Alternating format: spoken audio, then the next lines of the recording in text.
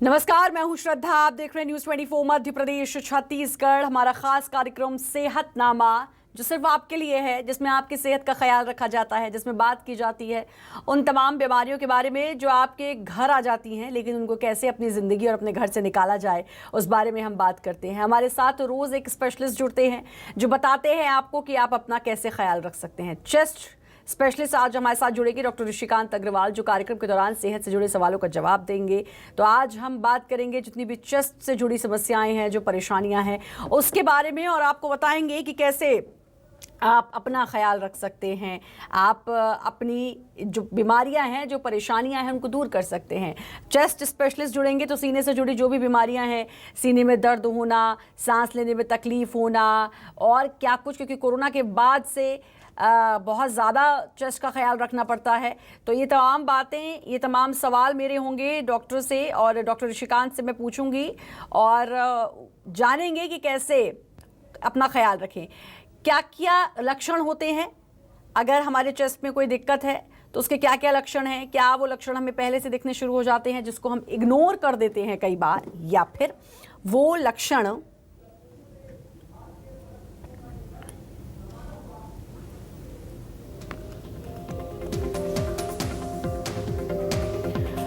तो वो लक्षण कौन से हैं, क्या हैं, उनको नज़रअंदाज नहीं करना है।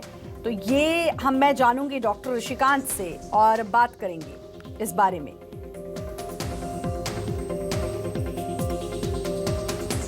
डॉक्टर ऋषिकांत हमारे साथ जुड़ चुके हैं। डॉक्टर ऋषिकांत, बहुत बहुत स्वागत है आपका और बहुत बहुत शुक्रिया आपका अपना समय देने के लिए। और डॉक्टर, सबसे पहले मेरा सवाल, क्योंकि आप चेस्ट स्पेशलिस्ट हैं, कोरोना के बाद से तो और ज़्यादा ख्याल रखना पड़ता है, सीने में दर्द हो या सांस लेने की तकलीफ़ हो, तो हम कैसे ख्याल रखें? और इससे जुड़ा हुआ एक और सवाल वो ये कि क्या क्या वो कॉमन लक्षण हैं जो हमारे अंदर हों और अब उसे इग्नोर कर रहे हों, हमें नहीं पता कि ये सीने से जुड़ी बीमारी है। नमस्कार। पहले तो मैं सभी देशवासियों के लिए एक मैसेज देना चाहता हूँ कि कोरोना अभी जो है वो खत्म नहीं है।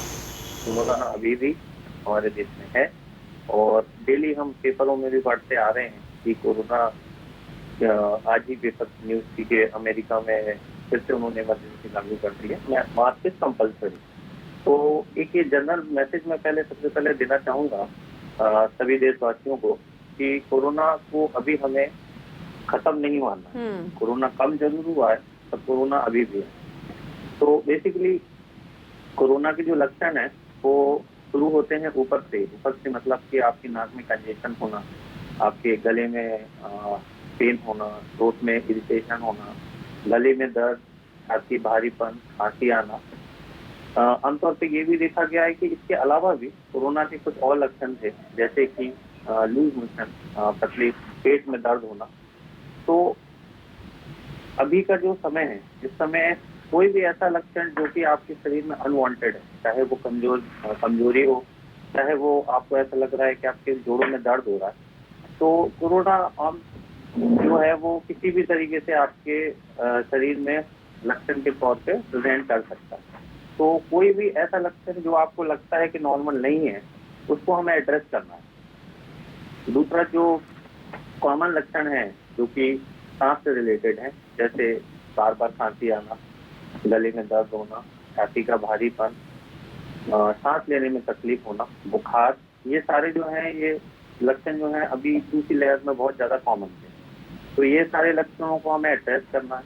साथ ही जो लोग जो भी जन मानस जो है जिनका ऑलरेडी सांस की बीमारी का इलाज पहले से चल रहा है, या जो इनहेलर थेरेपी पे हैं, जिनको सांस की प्रॉब्लम है, ये सारे लोगों को अपने फिजिशियन जो है जिनसे जो मेडिसिन ले रहे हैं उनसे जाके रिव्यू करना है, उनसे मिलना है।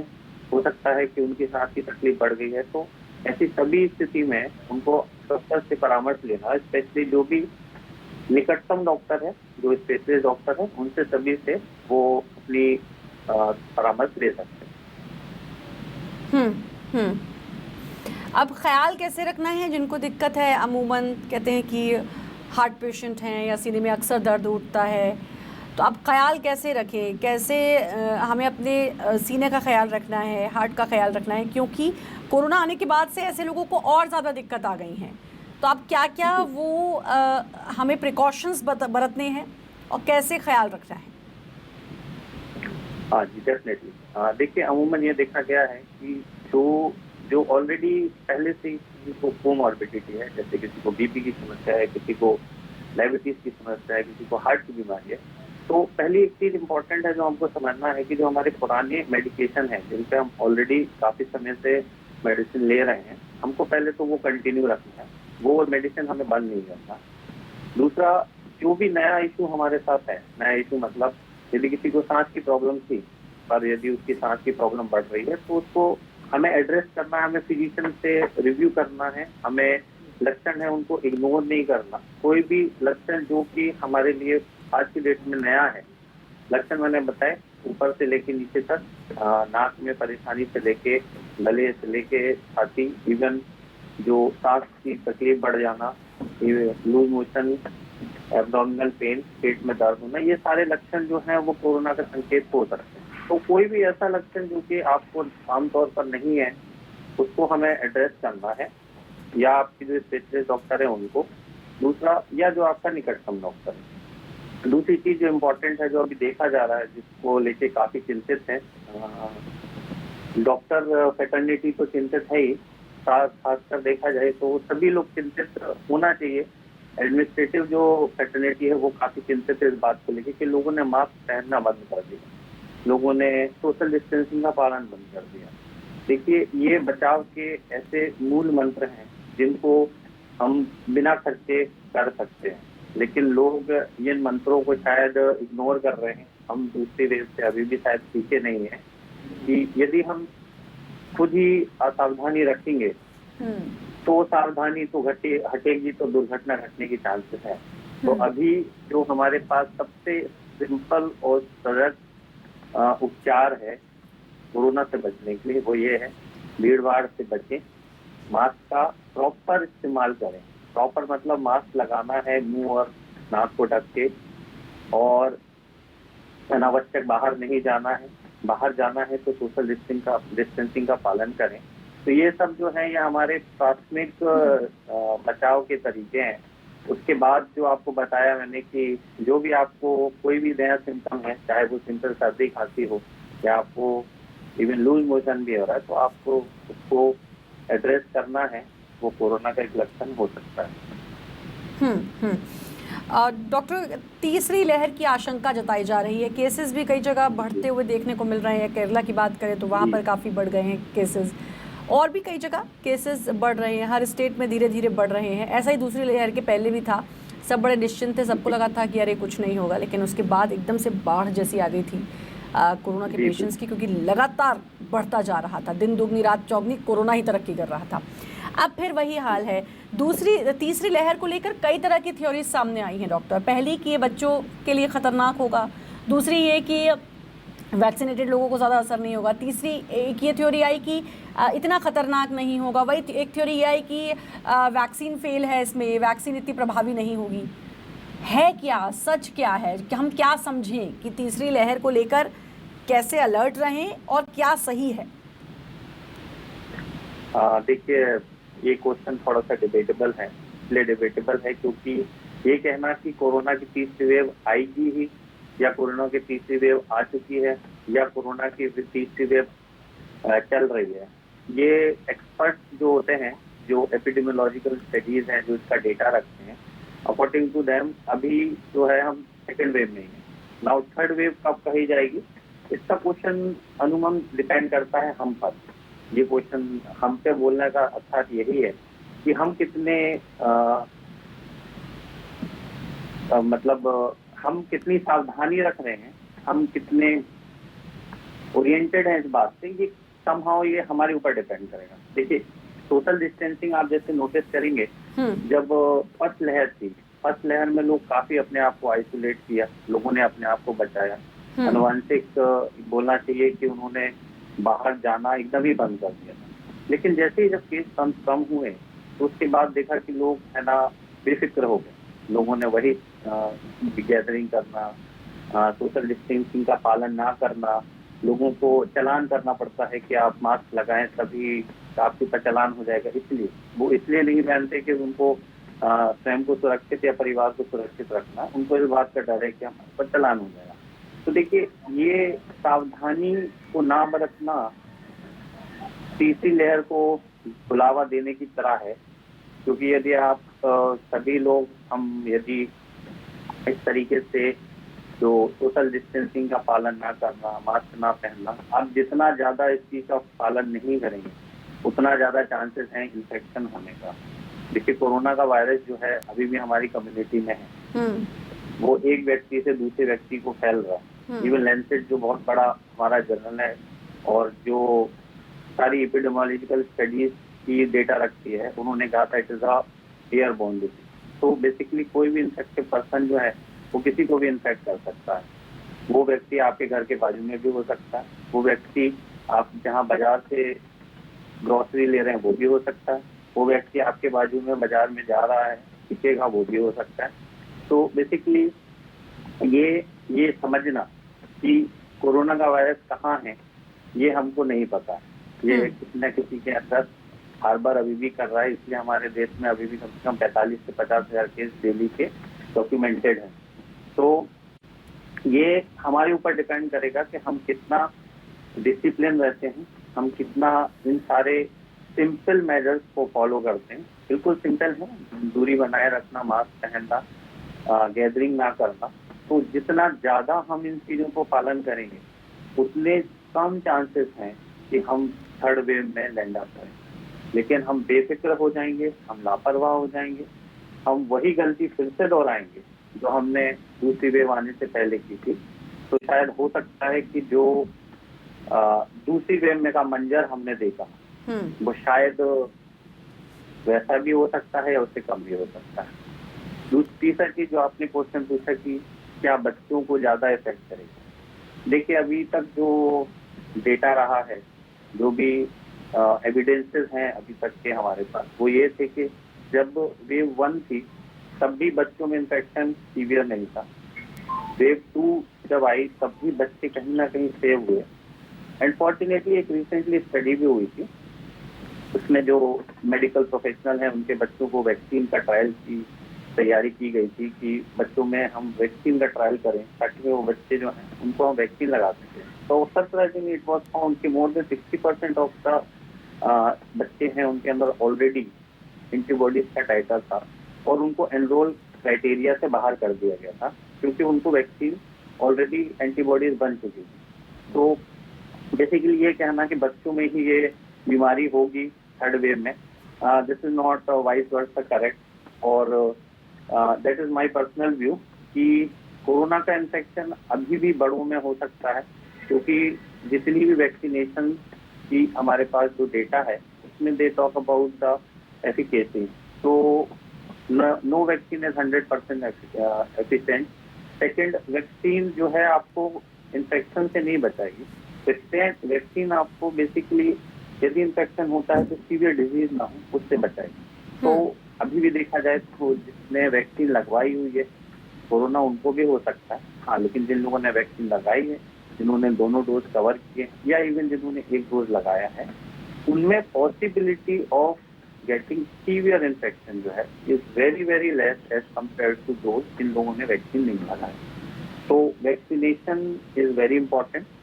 Government is still trying best कि जितना ज्यादा से ज्यादा कवरेज हो सके, but we are more than 139 crore people, so giving vaccine to all in a short duration of time is not easy task.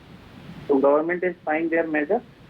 अब इम्पोर्टेंट ये है हमारे ऊपर कि हम अपने आप को कैसे एजुकेट करते हैं इस चीज को लेके कि कोरोना का जो तीसरी लहर है वो बहुत कुछ हमारे ऊपर निर्भर करती है, कोरोना वायरस पे कम करती है। जी जी, वैक्सीन, अभी वैक्सीन का ही सहारा भी है डॉक्टर, उसके अलावा तो कुछ समझ में ही नहीं आता। ठीक है, मास्क, सोशल डिस्टेंसिंग, ये तो मुझे लगता है अब 1.5 साल से ज़्यादा का वक्त हो गया है। मार्च आएगा तो 2 साल हो जाएंगे तो है ही, लेकिन उसके बाद भी गारंटी नहीं है कि इसके बाद नहीं होगा, चांसेस कम हो जाते हैं। लेकिन अभी जो सबको नज़र आती है वो है कि वैक्सीन, और अब लोगों में जागरूकता भी आ चुकी है, लोग समझ गए हैं कि वैक्सीन ही एकमात्र सहारा है, तो अगर हम इसको लगवाएंगे तो फिर चांसेस बहुत कम हो जाते हैं। पोस्ट कोविड वालों के बारे में जानना चाहूँगी डॉक्टर, क्योंकि जिनके फेफड़ों तक पहुँच गया कोरोना और वो मतलब उनको बहुत जद्दोजहद करनी पड़ी, वो उन्होंने फाइट की, बहुत से लोग आईसीयू पे रहे, वेंटिलेटर पे रहे, ये हालात थे, वो ठीक हो गए, लेकिन उसके बाद उनके लिए बड़ी टफ लाइफ हो जा रही है। उनको किन किन चीज़ों का ख्याल रखना चाहिए? जी डेफिनेटली। देखिए, जब कोविड स्पेशली सेकंड वेव जो थी हमारी, उसमें दो तरीके से लोगों से ये इनफैक्ट मतलब जो कोरोना वायरस है उसका असर हुआ था। एक वो थे जिनको माइल्ड डिजीज थी, एक वो थे जिनको सीवियर डिजीज थी। माइल्ड में इसलिए बोलूंगा कि जो सिर्फ हॉस्पिटल में जिनको ऑक्सीजन नहीं लगा वो माइल्ड ही थे। जिनको एक्चुअल में ऑक्सीजन की रिक्वायरमेंट थी, जिनको 7 या 10 दिन से ज्यादा हॉस्पिटल स्टे था, इवन जो वेंटिलेटर पे या आईसीयू में एडमिट थे, ऐसे सभी जो व्यक्ति जनमानस हैं जो एक्चुअल में कोरोना का असली कहर जिन्होंने देखा है, तो हमने में ये देखा गया है कि पहले हम पोस्ट कोविड की बात करते हैं, लेकिन अभी जो है कुछ चीजें बदल गई। अभी का जो डेटा है वो ये कहता है कि हम लॉन्ग कोविड में आ गए हैं। लॉन्ग कोविड मतलब अभी कोविड होने के बाद जो उसके इफेक्ट दिख रहे हैं, दैट इज लॉन्ग कोविड। तो इसमें यह देखा गया है कि कुछ सिम्टम्स अभी भी परसिस्टेंट हैं, जैसे कमजोरी आना। इवन कई लोगों का ये कंप्लेन है कि उनके बाल झड़ने लगे हैं। कई लोग अभी भी जो है उनको सांस की प्रॉब्लम है, किसी को अभी भी गले में प्रॉब्लम है। ये सारे जो हैं ये पोस्ट कोविड या लॉन्ग कोविड के सिम्टम कंसिडर किए जा रहे हैं। तो देखिए, दोनों चीजें हैं। पहली चीज तो सावधानी, दूसरी चीज हमें फिर से कोविड का इन्फेक्शन ना हो, क्योंकि ऐसा नहीं है कि जिसको कोविड एक बार हो चुका है उसको दोबारा नहीं हो सकता, उसको कोविड दोबारा भी हो सकता है। तो दोनों चीजें हैं। पहली चीज तो हमको, जो अगेन मैं एक बार फिर से दोहराऊंगा, सोशल डिस्टेंसिंग, मास्क का पालन। दूसरा जो है एक प्रॉपर डाइट।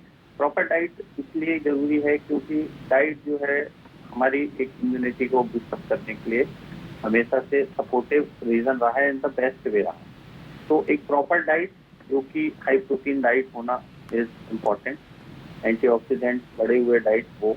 सेकेंड चीज जो है अपने आप को बचाव करना।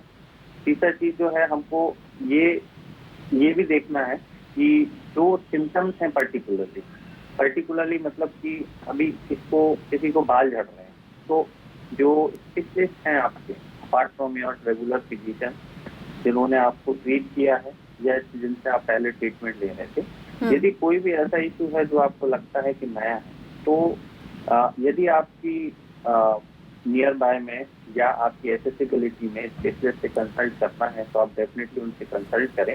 अदरवाइज जो भी आपके फिजिशियन हैं उनसे एक बार जरूर कंसल्ट करें। भूपेंद्र सिंह एक दर्शक हमारे साथ जुड़ चुके हैं। भूपेंद्र जी, बहुत बहुत स्वागत है आपका, सवाल पूछें अपना। सीने में दर्द हो, कोविड पॉजिटिव मरीज को सीने में दर्द हो तो क्या करना चाहिए? पोस्ट कोविड मरीज को? जी, पोस्ट कोविड मरीज को देखिए, नमस्कार। पहले चीज तो आपने ये जो प्रश्न किया है कि जिसको पोस्ट कोविड है या कोविड से जिसकी रिकवरी हो चुकी है, यदि उसको सीने में दर्द है तो क्या करना चाहिए। देखिए, सीने का दर्द जो है वो कार्डियक ओरिजिन भी हो सकता है। सीने का दर्द जो है वो छाती में नए इन्फेक्शन की वजह से भी हो सकता है। सीने में दर्द जो है एक मसल्स के पेन की वजह से भी हो सकता है। तो बेसिकली पहले तो हमको वही करना है कि एड्रेस करना है कि ये जो दर्द है किसी नए ओरिजिन को नहीं। हम छाती का दर्द सोच रहे हैं, हो सकता है हमको हार्ट में कुछ इशू हो सकता है हमको पेट में कोई इशू हो जिसकी वजह से पेन जो है हमको छाती में हो रहा। तो पहली चीज तो हमें वो एड्रेस करना है। दूसरा, जो लोग पोस्ट कोविड या नॉर्मली जो डेली योगा या जो जिनको हम बोलते ब्रीदिंग एक्सरसाइजेस, तो यदि हम वो कर सकते हैं तो हमको रूटीन में ब्रीदिंग एक्सरसाइजेस और योगा जो है उसकी हेल्प लेके कोशिश करना है कि हम जो रेगुलरली बेसिकली हमारी रेस्पिरेटरी मसल्स हैं जो हमारी सांस लेने में हेल्प करती, बेसिकली उनको हमें स्ट्रेंथनिंग करना होता है। जो भी ब्रीदिंग एक्सरसाइजेस हैं इंक्लूडिंग योगा, और यदि कोई फिजियोथेरेपिस्ट है जो आपकी हेल्प कर सकता है आप उनकी हेल्प लें। बट मेक श्योर कि दिस इज नॉट ऑर्गेनिक मतलब कि उसका कोई और कॉज नहीं होना चाहिए। तो वी हैव टू पहले एड्रेस करना है। कार्डियोलॉजिस्ट, रेस्पिरेटरी फिजिशियन, इवन आपके पास जनरल फिजिशियन है, आप उनसे कंसल्ट करें। ये जो दर्द है किसी नए ओरिजिन का तो नहीं है। और उसके लिए जो भी मेडिकेशन उनके द्वारा दिया जाता है पहले वो भी लें। Apart from that if it is improving then very good.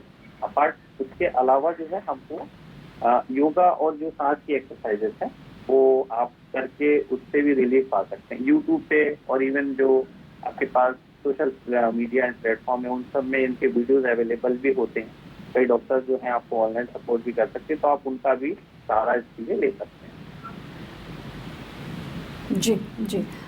Doctor, delta plus की, पहले तो डेल्टा था, अब डेल्टा प्लस आ चुका है और डेल्टा प्लस के नाम से ही लोग बड़ा परेशान हो रहे हैं। क्योंकि अगर मैं इंडिया के बाहर की भी बात करूं डॉक्टर, तो इंडिया के बाहर भी बहुत ज़्यादा परेशानियां हैं। तो लोगों के दिमाग में यही अभी है कि डेल्टा प्लस से कैसे बचें। और इसके अलावा मैं आप सभी दर्शकों को बता दूं, जो डॉक्टर लगातार बता रहे थे कि आपको क्या कुछ करना है और कैसे आपको अपना ख्याल रखना है, और खाने में फाइबर की मात्रा बढ़ानी है, कैलोरी की मात्रा को कम करें।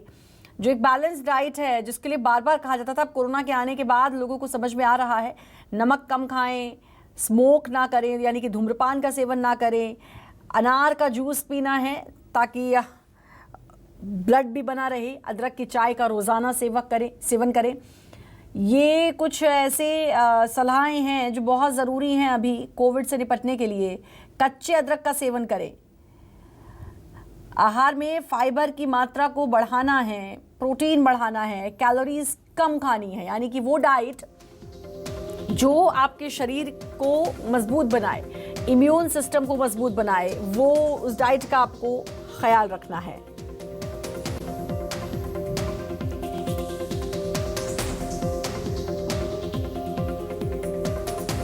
तो खान पान बहुत ज़रूरी है, उसका आप ख्याल रखें। क्या खा रहे हैं, कब खा रहे हैं, कितना खा रहे हैं, क्या वो खा रहे हैं जो हमारे शरीर को पोषक तत्व देगा। बचपन से हम लोग पढ़ते तो आए हैं पोषक तत्व किस में होते हैं, कौन सा वो आहार होता है, संतुलित आहार क्या होता है। अब ज़रा लक्षणों के बारे में बात कर लेते हैं। सीने में दर्द के निमोनिया, फेफड़ों में इन्फेक्शन हो सकता है, रक्त में बहता हुआ वायरस हो सकता है। तो अगर बार बार सीने में दर्द की दिक्कत हो रही है तो बहुत सावधान हो जाएं। कोरोना पॉजिटिव मरीजों को ये लक्षण होता है, ये बहुत कॉमन लक्षण है। अब करें क्या अगर सीने में दर्द है तो?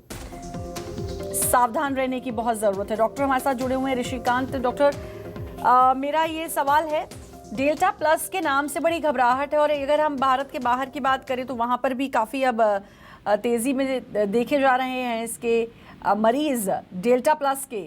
तो अब इससे निपटने के लिए क्या कोई और नई तरीका है या फिर उन्हीं सारे नियमों को हम अपनाते रहें और उसी के अनुसार चलें? देखिए, पहली चीज़ तो मैं आपको बताना चाहूँगा कि ये जो वेरिएंट्स की बात हम करते हैं, हर वायरस की एक नेचुरल टेंडेंसी होती है उसको वेरिएशन, जैसे जैसे वो एक जन से दूसरे जन में इन्फेक्ट करता है, ये it is a normal phenomena. तो ऑटोमेटिकली है डिफरेंट वेरिएंट्स जो है वो ये वायरस की नॉर्मल टेंडेंसी है। बात ये है कि कुछ म्यूटेशन ऐसे होते हैं जो वायरस को इन्फेक्टिव बता देते हैं, कुछ म्यूटेशन ऐसे होते हैं जो उनको डेडली बना देते हैं। तो बेसिकली देखिए, कोई भी वायरस है, जब भी एपिडेमिक होता है, जब भी कोई पेंडेमिक होता है, जब कोई नया वायरस आता है तो बॉडी इनिशियली उसको रिकॉग्नाइज करने में टाइम लगती है, तो उसके अगेंस्ट एंटीबॉडी बनने में, हर्ड इम्यूनिटी बनने में थोड़ा समय लगता है। तो ये वायरस की नॉर्मल टेंडेंसी, नेचुरल टेंडेंसी है कि वेरिएंट बनना। इसमें जो हमारा अल्फा, देयर आर बहुत सारे वेरिएंट्स हैं। हमारे देश में अभी डेल्टा वेरिएंट था, अब डेल्टा प्लस वेरिएंट की बात यही है कि डेल्टा वेरिएंट के अंदर फिर से एक म्यूटेशन हुआ है जिसकी वजह से वो डेल्टा प्लस वेरिएंट था। तो देखिए, वेरिएंट कोई भी हो, यदि वो इन्फेक्टेड है तो मैक्सिमम लोगों को इन्फेक्ट करेगा।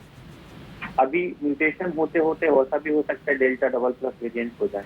तो बेसिकली जो मेडिकेशन हमारे पास है अभी भी अंडर रिसर्च है। अभी भी जो मेडिकेशन हमने यूज किया, उनकी एफिकेसी हमने जब उनको यूज किया उसके बाद पता चला। कई लोगों में वो फायदा भी किया, कई लोगों में वो शायद उसका रिस्पॉन्स उतना नहीं मिल पाया। इसलिए विडम्बना है कि हमारे पास कई लोग जो है उसी ट्रीटमेंट से ठीक भी हुए, कई लोग उसमें ट्रीटमेंट के बाद भी शायद उसकी जान बचाना थोड़ा आसान नहीं हुआ। तो ये वेरिएंट की हम बात करें, हमारे देश में पहले डेल्टा वेरिएंट था, लेकिन अभी आप रिसेंटली न्यूज में पढ़ेंगे कि लैम्डा वेरिएंट है। अभी लैम्डा वेरिएंट इंडोनेशिया के अंदर काफी फैला हुआ है और उसकी मोर्टेलिटी भी काफी है।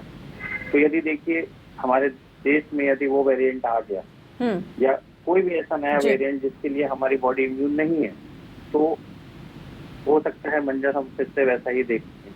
बिल्कुल फिर भी बिल्कुल, हमारा इसीलिए काफी इसीलिए कुछ अभी से एक्टिव बहुत होता है। सावधान रहने की ज़रूरत है। डॉक्टर, जी, समय मुझे बिल्कुल, बिल्कुल। इजाज़त नहीं दे रहा है, लेकिन ये बहुत अच्छी जानकारी आपने दी और बहुत अच्छे से बताया कि कैसे ख्याल रखना है तो अपना। बेसिकली बचना हमें जो है वो सारी चीजों का पालन करना जी ही हमारे जी लिए जी, की है वही और बहुत vaccination बहुत का। ज़रूरी है। डॉक्टर, बहुत बहुत शुक्रिया आपका तमाम जानकारी देने के लिए और हमें अपना समय देने के लिए।